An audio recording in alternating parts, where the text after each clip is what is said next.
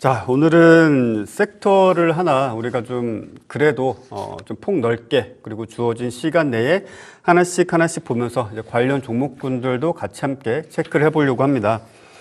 오늘 아무래도 섹터로 볼 수 있는 게 이제 반도체 그리고 뭐 HBM 그리고 기타 등등 뭐 여러 가지 것들을 좀 보려고 하는데 사실 이제 반도체라는 것이 사실상 지금 현재 우리나라에서 어찌 본다면 주식 시장을 기준으로 했을 때 상장사 중에서 그래도 매출과 영업이익을 가장 큰 규모로 꾸준하게 어찌 본다면 뭐 어닝 서프라이즈라고 부를 정도로 대단히 그 큰 성장세를 좀 보여주고 있는데요.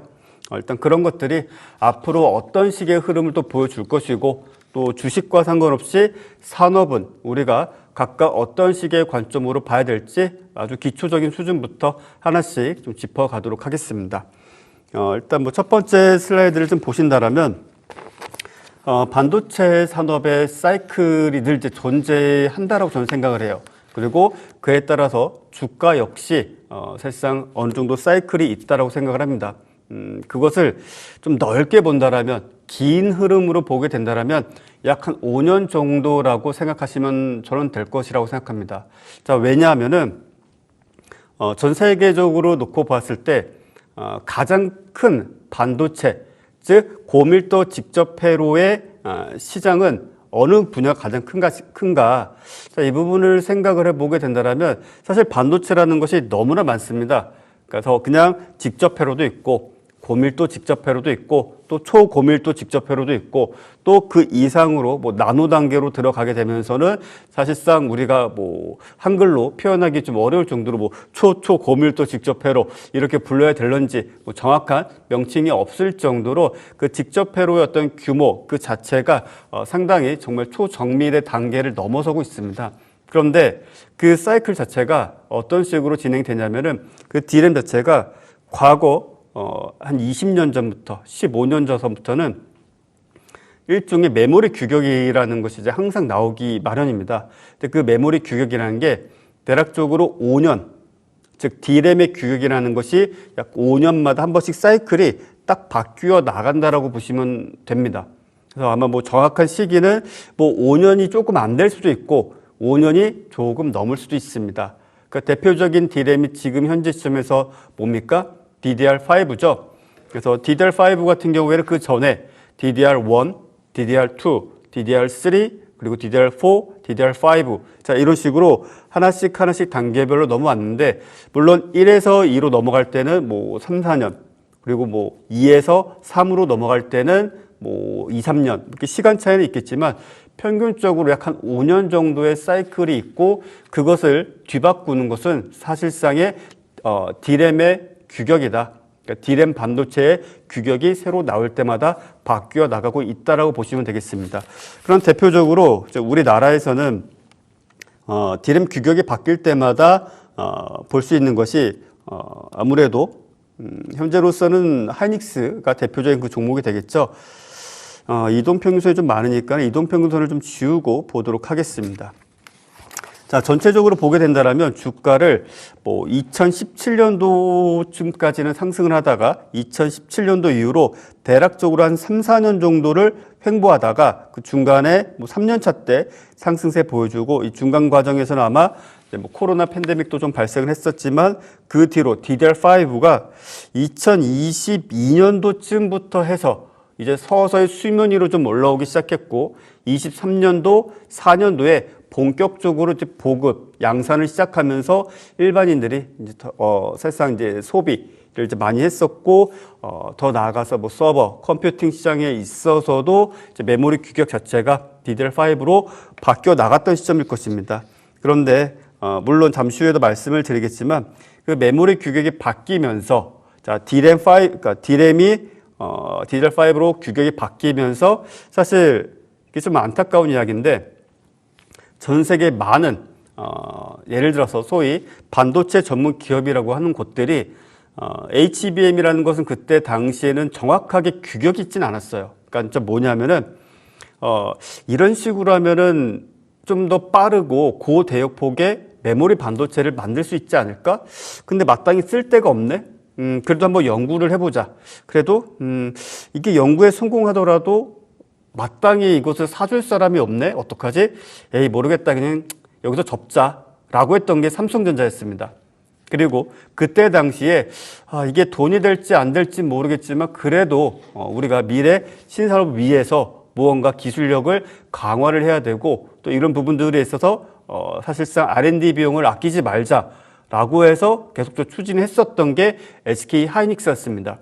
그리고 실제로 그 당시 삼성전자에 있던 상당수의 엔지니어, 연구진 분들이 일단 하이닉스로 갔었고 또 실제 그것이 이렇게까지 큰 시장이 형성될 줄 몰랐죠.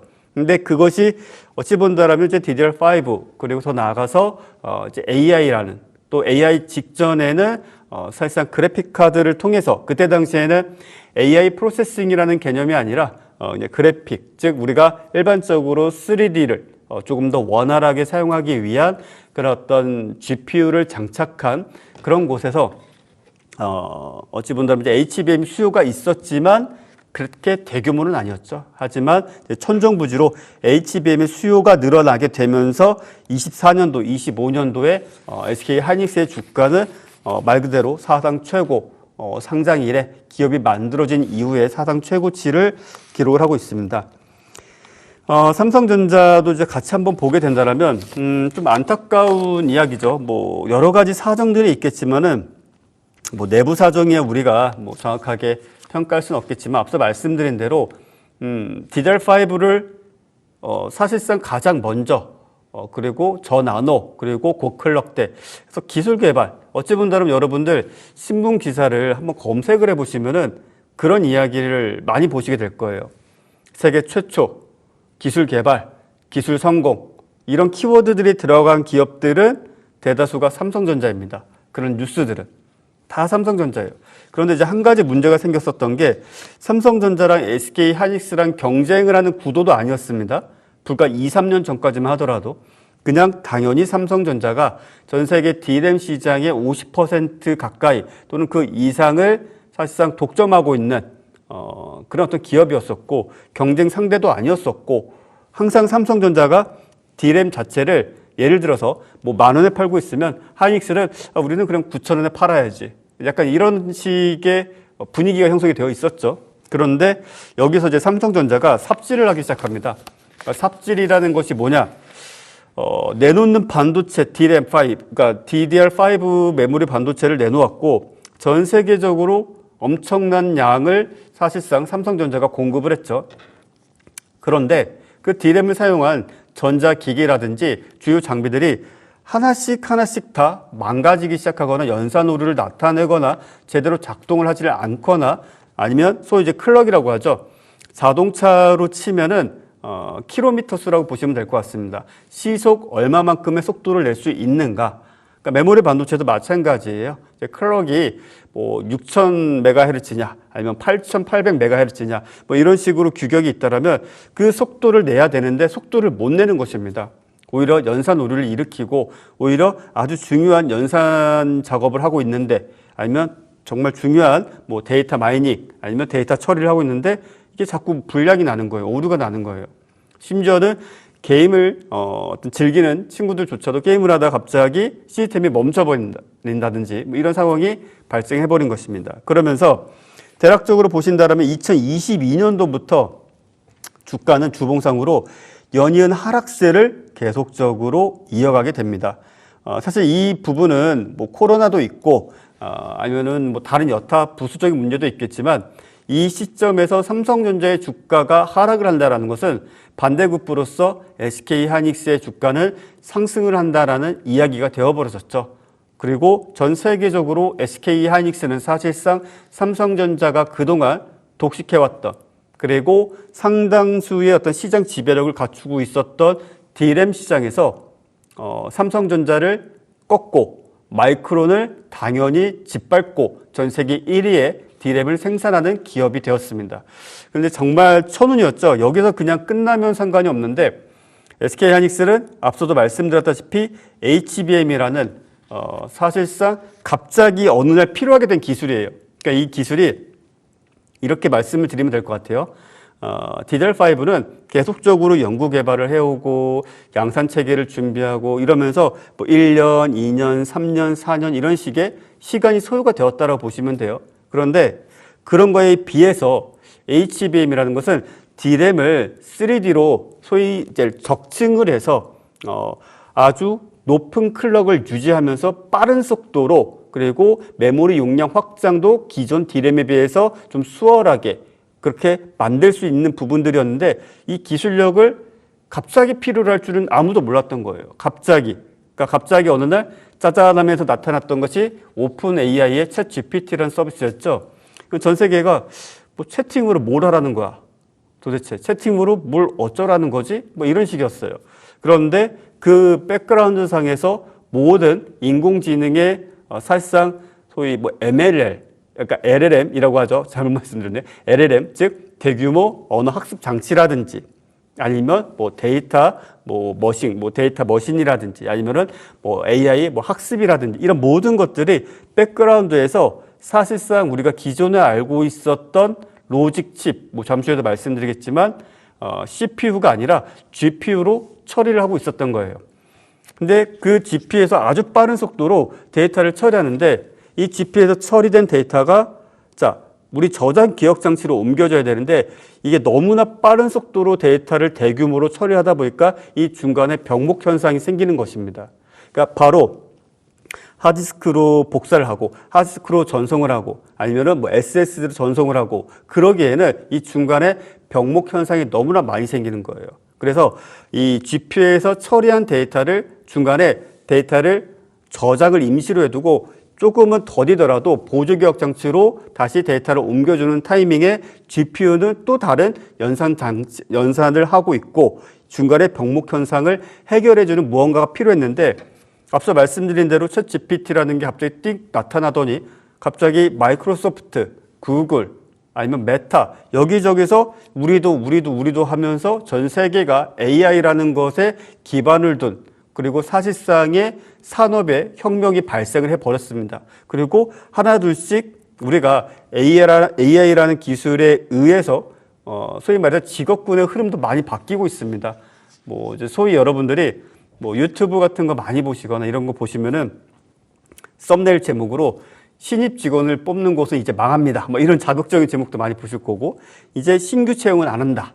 아니면은 뭐 이제는 사실상 어느 정도 경력직이 아니면은 신입 인력을 거의 대다수의 지적 노동력을 요구하는 산업에서는 필요치 않는다. 그리고 실제 서울의 몇몇 사용사들은 실제 직원들을 채용을 하지 않고 있고 챗 GPT로 서비스를 하고 있죠. 이 정도예요. 그러다 보니까 어느 날 갑자기 HBM의 수요가 폭발적으로 증가한 겁니다.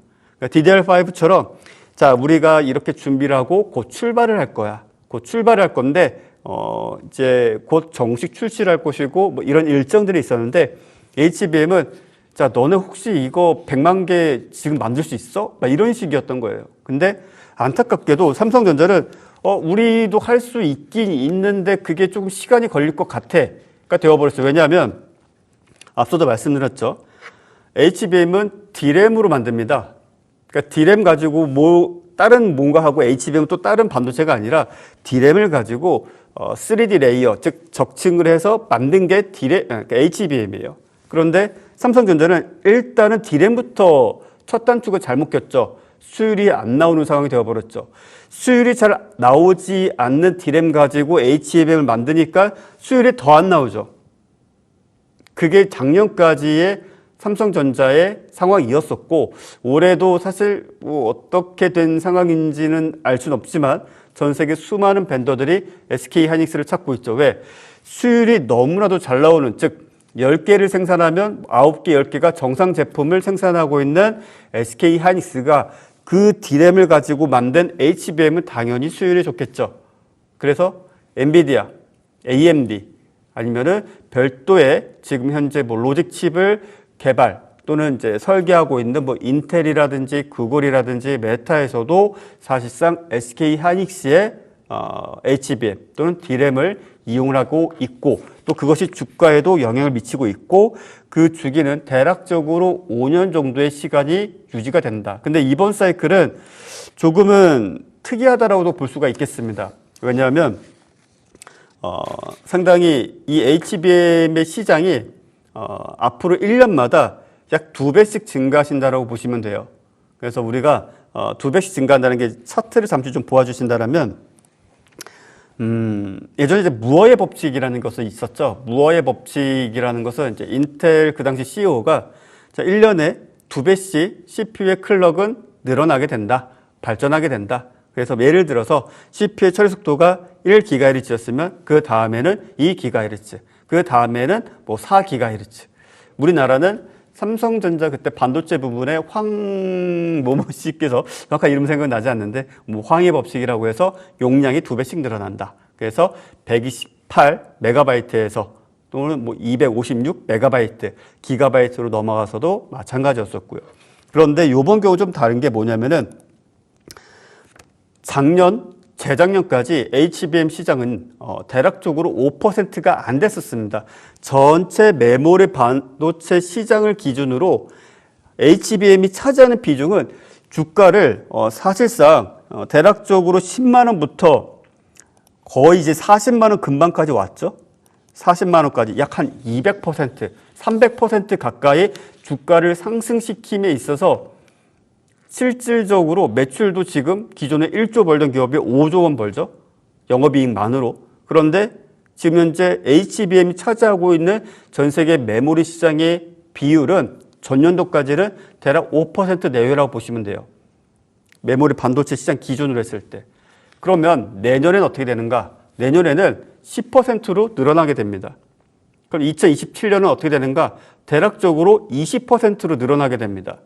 그럼 2028년도에는 어떻게 되는가? 약 한 30-40%, 35%에서 40%까지 늘어날 것으로 전망을 하고 있습니다. 그러면 지금 현재도 SK하이닉스, 심지어 삼성전자조차도 메모리 반도체 덕분에 영업이익이 기존에 1조였는데 2조가 되고 2조였는데 4조가 되고 그리고 그것이 실제로 시대적 흐름으로서 전 세계적으로 정말 엄청난 정말 어떤 상황이 발생하지 않는다라면 HBM4부터 시작해서 5까지는 SK하이닉스가 거의 독점하다시피 하게 될 것이고 전 세계 시장 규모가 5%대에서 약 한 30% 중반대까지 성장을 해 나간다라는 것은 기존의 시장이 5%짜리가 대략 1조 원이었다면 대략적으로 10조 원이 넘는 시장까지 커지게 된다라는 것이죠. 그러면 삼성전자라든지 SK하이닉스의 주가는 물론 이게 영업이익과 매출 이것 자체가 주가에 그대로 반영이 되지는 않아요. 여러분들도 아시다시피 뭐 아무리 돈을 잘 벌어도 아무리 진짜 일을 잘해도 주가라는 것은 말 그대로 그래 이제 더 이상의 뭐 발전은 없겠구나. 예를 든다라면 뭐 HMM 같은 경우도 그러지 않았습니까? 영업이익이 조 단위로 막 껑충껑충 뛰었어요. 코로나 팬데믹을 지나면서 돈을 잘 벌어요. 그때 당시에도. 지금도 돈을 잘 벌어요. 근데 주가는 하락을 해요. 왜? 자, 돈을 꾸준하게 잘 버니까.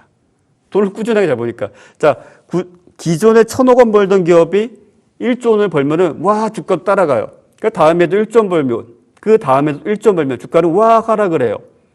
여기서 또 무엇을 원하는가, 주주들은? 1조 원에서 2조 원대, 2조 원에서 3조 원대, 이렇게 계속적인 성장을 원해요. 근데 마찬가지로 반도체도 성장은 계속적으로 하겠지만 실질적으로 주주들 입장에서 주가 입장에서는 천정부지로 치솟기는 좀 어려운 부분도 있을 것이다. 왜? 그냥 누가 봐도 계속 성장할 것이니까 기대감 자체가 없고 계속적으로 어찌 본다면 파는 사람도 많아질 것이고 사는 사람도 많아지겠지만 주가는 평균 가격을 유지하게 될 것이다. 하지만 이 부분은 저는 개인적으로 삼성전자의 주가는 지금보다는 그래도 더 높은 수준을 유지해야 되지 않겠는가라는 생각을 좀 가지고 있고요. SK하이닉스 같은 경우에는 이제 뭐 한간에 저도 사실 좀 이걸 믿어야 돼 말아야 돼 이건 좀 아니지 않나라는 생각이 들 정도인 게 뭐 SK하이닉스 목표가 50만 원설 뭐 이런 것들이 제도권에서도 계속 좀 나오고 있는데 글쎄요 뭐 그것은 이제 끝까지 가봐야 되겠지만 뭐 그렇게 비현실적인 이야기만은 아니다. 이렇게 말씀을 드리겠고요. 자, 그래서 이제 시장을 좀 보게 된다라면 팹리스, 파운드리, 그리고 뭐 IDM, 소부장 이렇게 나눠져 있어요. 그래서 이제 하나씩 우리가 본다라면 팹리스 같은 경우는 대표적으로 이제 기업들이 이제 어디가 있겠습니까? 팹리스 실제로 설계만 전문적으로 하는 거예요. 그러니까 반도체를 설계만 할 뿐 생산은 하지 않습니다. 그러니까 우리가 아는 대다수의 기업들은 팹리스 기업이거나 기업이 되어가고 있죠. 애플의 이제 아이폰을 생산하면서 이번에는 스냅드래곤보다 이만큼 빨라졌습니다. 이번에는 엔비디아의 무슨 칩보다 3D 성능이 이만큼 좋아졌습니다. 라면서 아이폰 발표할 때 항상 자신들의 어떤 연산 장치에 대해서 이야기를 하죠. 그런데 그 반도체는 누가 생산합니까? TSMC가 생산을 하고 있죠. 그럼 애플은 무엇을 합니까? 설계를 할 뿐입니다. 설계를 할 뿐이고 심지어 그것조차도 ARM이라는 이제 영국 회사죠. 그 회사의 반도체 지적 재산권을 가져다가 쉽게 말한다면 튜닝을 하는 거예요. 커스터마이징을 한 거예요. 그래서 만들어진 게 그런 중앙장치, 그리고 그걸 가지고 설계는 애플이 하고 생산은 TSMC가 하고, 엔비디아도 마찬가지죠. 엔비디아도 실제로는 전 세계적으로 정말 석학들을 다 모아요. 뭐 MIT, 아니면 하버드, 아니면 여러 군데 다 모아요. 모아놓고 하는 것은 반도체 설계입니다. 반도체 설계. 생산 못합니다. 안 합니다. 안 하는 거죠. 할 수야 있겠지만 안 합니다. 역시 누가 생산합니까? TSMC가 합니다. 참 여기서 팹리스 하니까 참 자꾸 이제 파운드리 이야기를 나올 수밖에 없게 되는데 안타깝게도 그런 상황이고, 보시다시피 AMD, 지금 이제 인텔 같은 경우에는 자체적으로 CPU를 생산할 수 있어요. 반도체를. 그리고 트럼프 대통령도 그런 측면에 있어서 산업을 보호하고자 하지만 인텔은 지금 목적이 뭡니까? 아니야, 우리는 이제 팹리스 기업으로 가고 싶어. 우리는 이제 반도체 생산하면 안 돼. 이러다 우리 다 죽어. 망해. 그러고 있는데 트럼프 대통령은 아니야, 너네 계속해. 너의 집은 우리가 살게. 10% 넘겨. 이런 식으로 하고 있죠. 하지만 인텔은 아니야, 그거 아니야. 이런 식으로 이제 좀 대응을 하고 있는데, 일단 인텔은 약간 중간 단계예요. 팹리스 기업이기도 하고 IDM 기업이기도 해요. 반도체를 설계도 하고 생산도 하고 있고. 또 보시다시피 이제 퀄컴, 화면에 보시면 이제 퀄컴이라는 기업도 있죠. 퀄컴 하면 여러분들이 사용하고 계신 모든 무선 통신 장치에 들어가는 사실상 무선 통신 칩을 설계하는 기업입니다. 기업이에요. 그럼 우리나라에서는 무엇을 할까? 그 기술을 가지고 설계도를 가지고 기반으로 해서 다양한 시스템 반도체를 만들어요. 대표적으로 우리나라 상장사 중에서 그래도 중소형주 중에서는 제주 반도체가 있겠죠. 제주 반도체도 이제 그런 측면에 있어서는 함께 진행을 해주고 있다, 이렇게 보시면 되겠고, 그래서 사실상 팹리스는 수많은 기업들이 하고 있어요. 왜냐? 한 가지만 좀 말씀을 드린다라면 전 세계 AI 반도체를 독식하고 있는 기업이 어디죠? 엔비디아죠. 거의 그냥 90% 정도는 그냥 시장을 지배하고 있다고 보시면 돼요. 그러면 여기에 계속 정말 개처럼, 강아지처럼 끌려다닐 것인가? 빌 게이츠도 생각을 하겠죠. 주커버그도 생각을 하겠죠. 다 생각을 하고 있는 거예요. 그래서 뭔가 독립해야 돼. 의존하지 말아야 돼. 지금은 잠시 우리가 동맹을 맺었지만 언젠가 우리가 떠나야 돼. 이러면서 자체적인 AI 반도체를 개발하기 위해서 열심히 노력을 하고 있어요. 그게 마이크로소프트, 구글, 메타, 그리고 애플은 아닌 척하지만 아마 내부적으로 하고 있을 것 같고, 왜냐하면 사실 약간 지금 기술력이 좀 딸리는 상황에서 우리는 AI에 대해서 그닥 관심 없어. 좀 시간을 두고 연구 개발을 할 거야. 이러고 있는 상황이죠.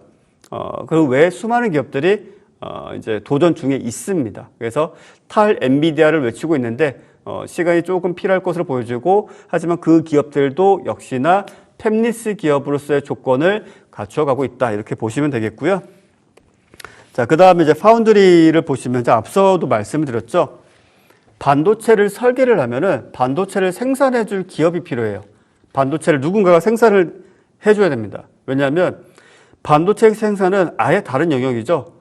정말 초고밀도 직접회로를 생산하기 위해서는 최첨단의 기기도 필요할 뿐더러 그것을 유지, 보수, 관리하기 위한 수많은 인력도 있어야 할 것이고 또 그로 인해서 발생하는 수많은 천연 자원도 필요합니다. 뭐 하다못해 물이라도 필요해요. 엄청난 양의 용수도 필요합니다. 근데 그런 것들을 사실상 팹리스 기업이 다 갖추기에는 역부족이죠. 그걸 모두 다 하기에는. 그래서 사실상 TSMC, 삼성전자, TSMC 같은 경우에는 파운드리만 가지고 기업이 그래도 연명하는 사실 누구도 잘 듣도 보지도 못했었던 기업이었죠. 한때는. 그렇지만 어느 순간부터 팹리스 기업들이 어마어마한 성장을 보여주게 됩니다. 엄청난 시장의 3D 반도체, 3D 연산을 요구하는 그런 GPU의 수요가 늘어나게 됐고 어느 순간부터 스마트폰이 전 세계적으로 엄청난 양을 팔아치우기 시작을 했었고 정말 개념적으로는 알고 있었지만 얇은 그런 어떤 노트, 책 같은 그런 PC가 있었으면 좋겠다 했던 게 태블릿이 되었고 이런 게 지난 10년 동안 엄청난 양의 수요가 발생을 했고 시장을 만들었어요. 그런데 자 중요한 건 뭐냐면은 아이패드, 그리고 아이폰, 그리고 뭐 인텔, AMD, 엔비디아 거의 대다수의 기업들의 반도체를 TSMC가 거의 과독점, 독식을 하면서 대신 생산을 해주고 있는 겁니다. 근데 그거를 삼성전자가 가만히 지켜보다 저거 돈 되겠는데? 그냥 우리도 해야겠다 해서 이제 수십조 원을 투자를 했는데 이제 여러 가지 조건들이 있어요. 애플 입장에서는 쟤네한테 우리 반도체 설계 기술을 막 설계도를 줘가지고 반도체를 생산하면 쟤네들이 이거 가지고 뭐 차용하고 도용하는 거 아니야? 지적재산권 훔쳐다가 몰래 뭐 빼먹고 쓰는 거 아니야? 뭐 이럴 수 있어요. 인텔도 마찬가지였었고 뭐 AMD도 마찬가지였었고 그러다 보니까 다들 삼성전자를 피했어요. 왜? TSMC는 반도체만 만드는데 삼성전자는 냉장고도 만들고요. 노트북도 만들고 스마트폰도 만들고 태블릿도 만들고 다 만들어요. 그러다 보니까 상당수의 기업들이 자신들의 지적재산권이라고 할 수 있는 반도체 설계에 대해서 넘겨주길 꺼려했어요. 실제로. 그러다 보니까 넘겨준다 할지라도 사실상 그냥 도용을 하든지 말든지 네 맘대로 해도 될 정도의 아주 쓰잘데기 없는 반도체, 대표적으로 인텔 같은 경우에는 메인보드에 들어가는 아주 자그마한 칩셋 정도만 맡겼던 상황이었었죠. 근데 이것에 대해서 사실 어불성설이다라고도 이야기할 수가 없는 게 삼성전자도 OLED 관련해서 자신들이 생산하기에는 캐파가 좀 부족하니까 왜 수요가 어느 날부터 LCD 디스플레이에서 OLED로 넘어가게 되면서 OLED는 그 하나하나 픽셀 자체가 반도체입니다. 반도체지 않습니까, 여러분들? 뭐 RGB, 뭐 레드, 그린, 블루 해가지고 RGB인데 그 반도체 소자가 다 반도체예요.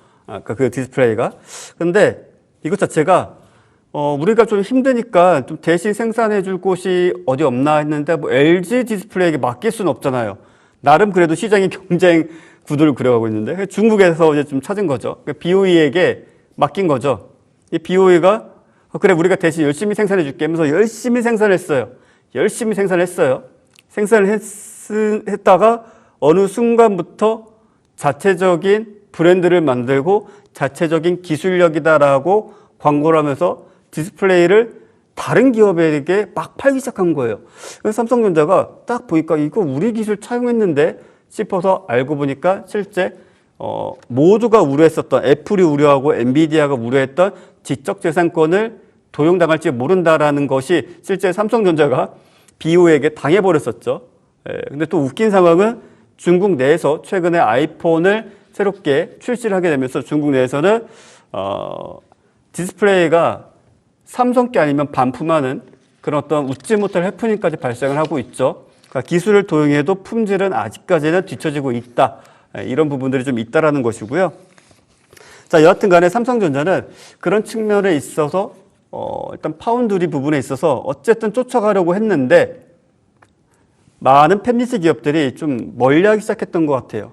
그리고 정말 안타까운 건 뭐냐면은 수율이 역시나 잘 안 나왔습니다. 그러니까 수율이 안 나왔다는 것은 10개를 만들면 그래도 6개 이상은 정상 제품이어야 되는데 그것이 아니라 이게 10개를 만들면 6개 이상이 다 불량 제품인 경우가 너무나도 많았던 거예요.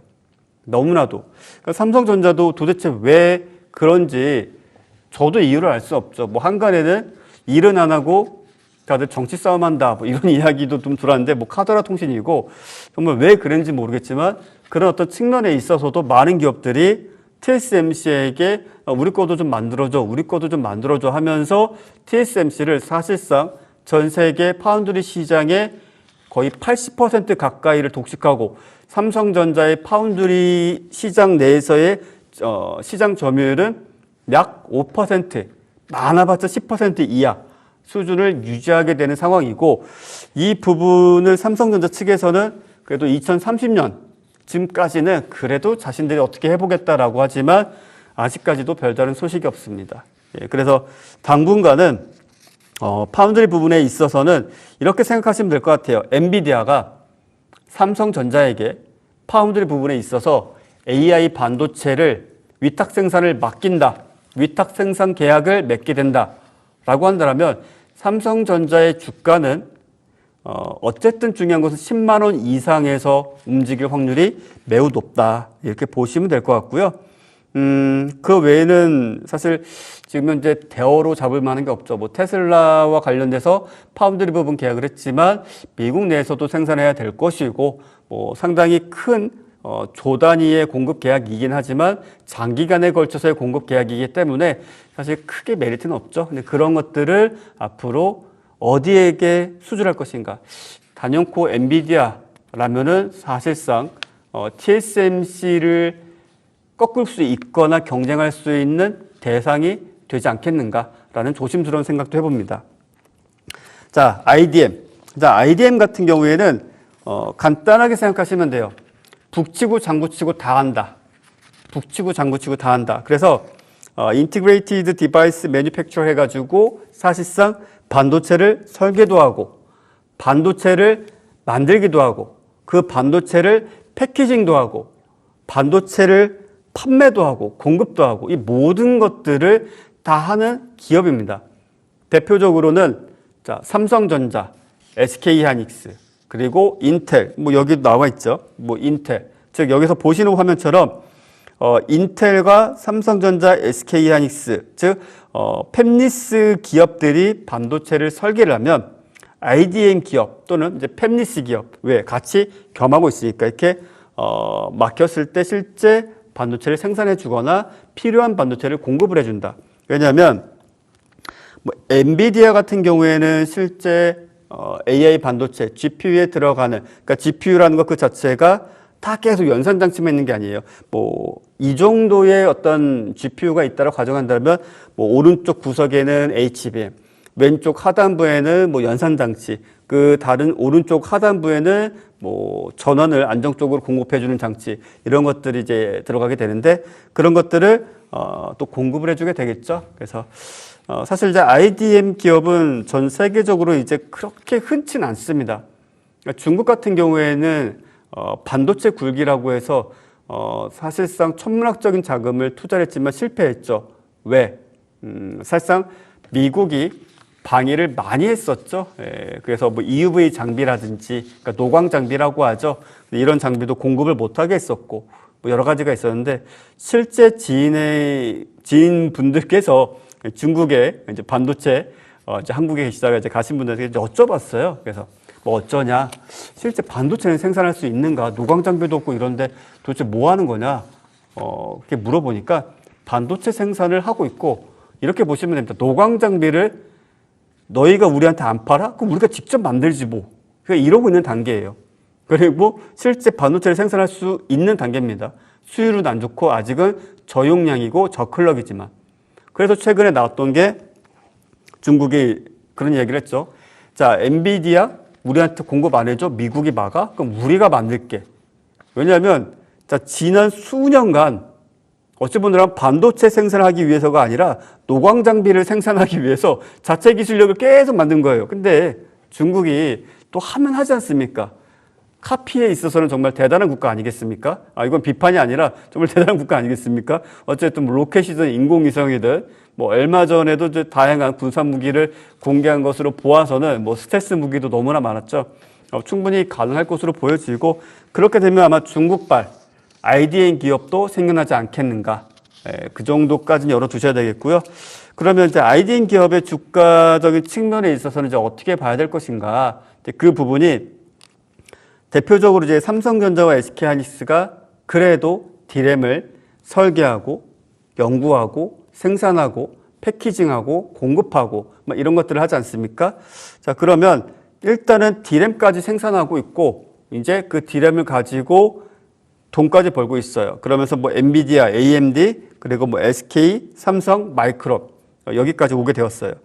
자, 여기서 이제 중요한 게 뭐냐면은 진짜 AI 시대 게임 체인저, 자, HBM이 되어버렸죠. 그래서 궁극적으로 팹리스부터 시작을 해서 파운드리, 그리고 IDM, 이것들이 이제 총체적으로 하나가 돼서 지금 어찌 본다면 반도체 역사, 그 역사의 가장 최정점에 서 있는 지구상에서 가장 빠른 반도체는 현재로서는, 그러니까 메모리 반도체는 HBM입니다.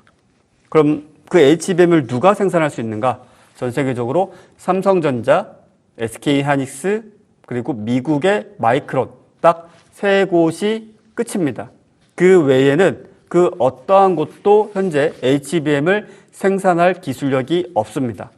그래서 이 흐름은 앞서도 말씀드렸지만 그냥 우리나라가 독점을 하고 있는 상황이 되어버렸어요.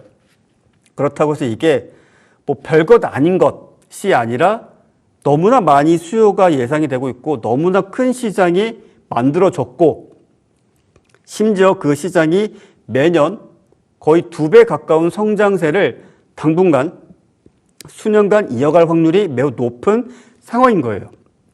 그러다 보니까 사실상의 어떤 하이닉스가 되었든 삼성전자가 되었든 주가의 상승 흐름세는 더 크게 이어질 수도 있다. 이 가능성을 열어줄 수밖에 없겠죠. 자, HBM 시장 주도 선도 기업은 앞서 말씀드린 대로 자, 마이크론, 삼성, 그리고 SK하이닉스입니다. 이렇게 보시면 돼요. 자, SK하이닉스는 제일 잘 만들어요. 그리고 어찌 본다라면 불량률도 가장 적어요. 그리고 가장 빠릅니다. HBM이 원래 빠른데 거기서 더 빨라요. 고클럭으로. 왜냐? 자, 이런 게 있어요. 마이크론, 삼성, SK하이닉스가 똑같은 HBM을 똑같이 만들었고, 다 이 HBM이라는 것들이 차량 비교를 한다면 다 최대 속도 250km라고 할게요. 다. 마이크론이 만든 것도 최대 250km까지 달릴 수 있고, 삼성전자, 하이닉스 다 마찬가지예요. 그런데 마이크론은 자 250km까지 달릴 수 있다라고 계기판에는 표시가 되어 있지만은 한 150km 속도 이상으로 가면 엔진이 막 터질 것 같아. 막 차에서 이상한 냄새가 나는 것 같고 운전 중에 차가 왠지 폭발할 것만 같은 뭐 그런 불안한 기운마저 느껴지고 있어요. 그리고 삼성전자는 한 200km까지 달리면은 차가 더 이상 나가지 못해.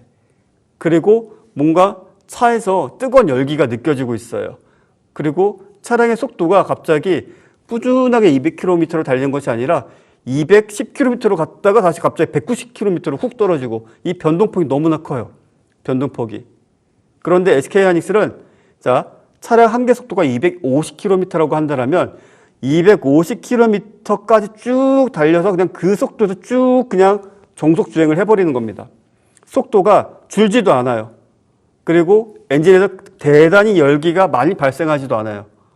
그러다 보니까 이것을 제가 비교해서 좀 말씀드렸는데 비유해서 전 세계적으로 될 수 있으면 SK하이닉스의 HBM을 사자. 될 수 있으면 안 되면은 SK하이닉스가 이제 다 엔비디아에게 공급을 해버린다네. 그럼 뭐 삼성전자 걸 좀 써볼까? 그래도 안 되면 마이크론. 아니면 우리도 이런 걸 개발하는데 돈이 좀 없으니까 일단 저가 제품 쓰자. 그러면 마이크론. 우리는 일단 품질이 중요해. 그러면 SK하이닉스. 자, 이런 식으로 판도가 바뀌고 있어요. 이미 바뀌었고. 그래서 주가에도 극명하게 그것이 반영이 되고 있다. 이렇게 보시면 되겠고요. 이제 그 이후로 이제 후공정, 이제 어찌 본다면 HBM 시장이 만들어지고 나서 가장 득을 보고 있고 가장 큰 수혜를 보고 있죠. 후공정이라고 한다면 뭐 여러 가지 것들이 있겠죠. 근데 대표적으로는 D램을 만들었고요. 그 D램을 가지고 HBM을 만들기 위해서는 뭐 3D 적층, 3D 레이어 뭐 이런 식으로 얘기를 하는데 이렇게 얘기하면 좀 그렇고 그냥 젠가 아시죠, 여러분들? 그 뭐 한창 보드 게임 유행할 때 뭐 젠가에서 이렇게 나무를 이렇게 쌓은 다음에 이렇게 하나씩 빼서 이게 쓰러지기 직전에 뺀 사람이 이제 뭐 이제 꽝 뭐 이런 식으로 돼버리는 것처럼 그 젠가를 이렇게 쌓지 않습니까? 스택을 하나 쌓죠. 아니면 여러분들이 요즘 이제 다들 뭐 포토샵 같은 거 많이 쓰니까 뭐 레이어 아니면 프레젠테이션에서 레이어 개념이 있죠. 그래서 뭐 슬라이드를 이렇게 작성을 할 때 이거 앞으로 보내기, 뒤로 보내기 아니면 뭐 포토샵에서도 뭐 레이어를 뒤로 보내냐, 앞으로 당기느냐 뭐 이런 것들 많이 하시죠. 마찬가지로 D램을 레이어 개념으로 이렇게 쌓는 거예요. 쌓아주고 자 이렇게 되면은 한 두께가 이 정도의 두께가 되었다라고 칩시다. 근데 이거를 우리가 소위 말해서 압축을 해야 돼요. 왜냐하면 부피를 줄여야 됩니다. 그리고 D램 사이의 간격을 더 줄여야 돼요. 그래야지 고클럭을 더 유지해 줄 수가 있어요. 그러니까 이것을 줄이는 과정 중에 소위 이제 뭐 TC 본더라고 하는 말이 뭡니까? 소위 우리가 본드 많이 얘기하죠. 본드 말 그대로예요. 이제 본더 즉 이것을 어찌 보면 이제 적층 즉 접착을 해준다고 보시면 돼요. 하나로 압축해 주신다고 보시면 돼요. 그래서 대표적으로 뭐 한미 반도체가 지금 주가는 다소 조금 아쉬운 상황이지만 그래도 전반적으로 SK 하이닉스 또는 이제 HBM의 어떤 시장이 형성되고 난 뒤로는 가장 큰 수혜를 보았다라고 할 수도 있겠고 앞으로 HBM 시장이 성장함에 따라서 뭐 지난 19만 6천 원대까지의 상승세는 다소 어찌 본다면 좀 과열된 양상을 띠고 있었다라면 그래도 지금 현재 시점 이후로 그래도 뭐 10만 원대 또 그 이상 가격대의 어떤 상승세를 충분히 이어갈 수 있다. 이렇게 좀 보아주시면 되겠고요. 뭐 그 외에도 뭐 이오테크닉스 또는 뭐 테크윙 같은 경우에도 반도체 검사 장비를 생산하고 있습니다. 그래서 최근에 시장에서 많이 주목을 받고 있어요. 지금 이게 주봉인데 지난 8, 9월간 그래도 주가는 100%가 넘게 100% 가까이 상승세를 보였습니다. 반도체 검사 장비는 왜 필요한가? 그렇게 생각을 하시면 되겠죠. 당연히 제품을 이렇게 생각하시면 돼요. 설계대로 막 D램을 막 만드는 거예요. 그러니까 어찌 본다면 이 셀 자체를 막 생산을 하는 거예요. 근데 이 셀 자체를 이렇게 생산을 해가지고 생산한 입장에서도 이게 모르는 거예요. 뭘 모르느냐? 뭐가 빠르고 느린지, 뭐가 불량이고 아닌지를 모르는 거예요. 예를 들면 그런 게 있어요. 엔비디아 같은 경우에는 일종의 이 셀을 만들고 나서 실질적으로 이걸 쪼갭니다. 다 쪼개요. 그래서 수율이 좋거나 성능이 좋은 것은 비싸게 팔고 성능이 안 좋은 것은 싸게 팔죠. 그게 소위 말해서 모델 붙인 거예요. 뭐 3080, 3050 아니면은 뭐 4090 뭐 이런 식으로 모델을 붙인 거예요. D램도 마찬가지예요. D램도 어떤 거는 속도가 잘 나오고 어떤 건 속도가 안 나올 수도 있고 어떤 건 불량일 수가 있어요. 자, 그런 것들을 이제 검사를 해주는 장비를 테크윙에서 생산하고 있고 공급을 해주고 있습니다. 그래서 제가 점상 서바이벌 프로그램에서도 이제 이 종목으로 그래도 여러분들께 수익을 좀 많이 내어드렸는데 자, 이런 부분들은 앞으로 수요가 계속 증가할 수밖에 없죠. 왜냐하면 한미반도체는 삼성전자를 제외한 SK하이닉스에게 공급하고 그 외 마이크론에게만 장비 공급 그리고 그 외 뭐 여러 기업들에게 공급을 해요. 그런데 테크윙은 물론 TC 본더 장비는 아니지만 이제 큐브 프로브라는 그 반도체 검사 장비를 SK하이닉스에게도 공급하고 마이크론에게도 공급을 해요. 그리고 삼성전자에게도 공급합니다. 그리고 그 외에 수많은 기업들에게 공급을 하고 있어요. 그래서 이 후공정에 있어서는 상당히 좀 주목을 좀 받고 있는 기업이다. 이렇게 보시면 되겠고요. 자, 미래를 주도할 차세대 기술 해서 이제 여러 가지가 있어요. 이제 CXL, 뭐 시스템 반도체, PIM 반도체. 이제 간단하게 좀 말씀을 드리면 CXL 같은 경우에 우리가 컴퓨터 일반적인 데스크탑 기준으로 말씀을 드릴게요. 이제 메모리 반도체를 장착을 할 때 보통 슬롯이 4개가 있습니다. 보통 슬롯이 4개가 있는데, 자, DDR5 메모리 반도체를 우리가 장착을 할 때는 고클럭대를 유지하기 위해서는 슬롯을 2개밖에 사용을 못해요.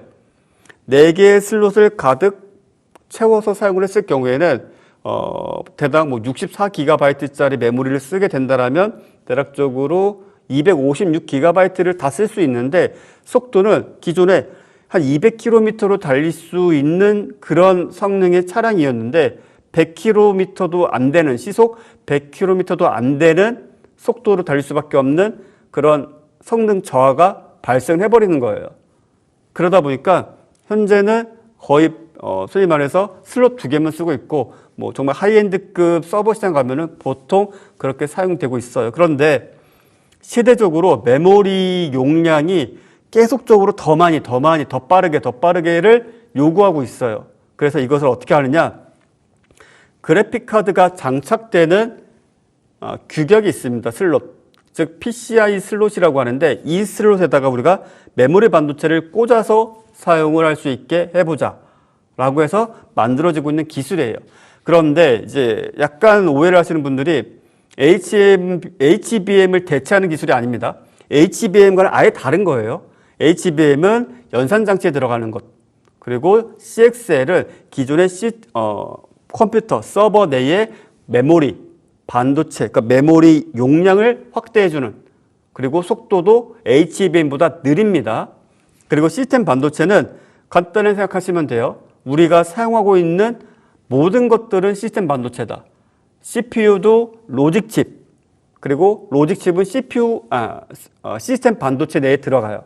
NPU, GPU 또는 어떤 간단한 계산 장치, 모든 어떤 연산 장치, 즉 메모리, 어떤 데이터를 저장하는 것이 아닌 것들은 다 시스템 반도체다, 또는 로직 칩이라고 부른다. 그리고 시스템 반도체 내에 로직 칩이 포함된다고 보시면 되고, 마지막으로 PIM은 자, 프로세싱인 메모리, 말 그대로 연산 처리 장치와 메모리를 함께 같이 구현한 거예요. 대표적으로는 현재 GPU가 되겠죠.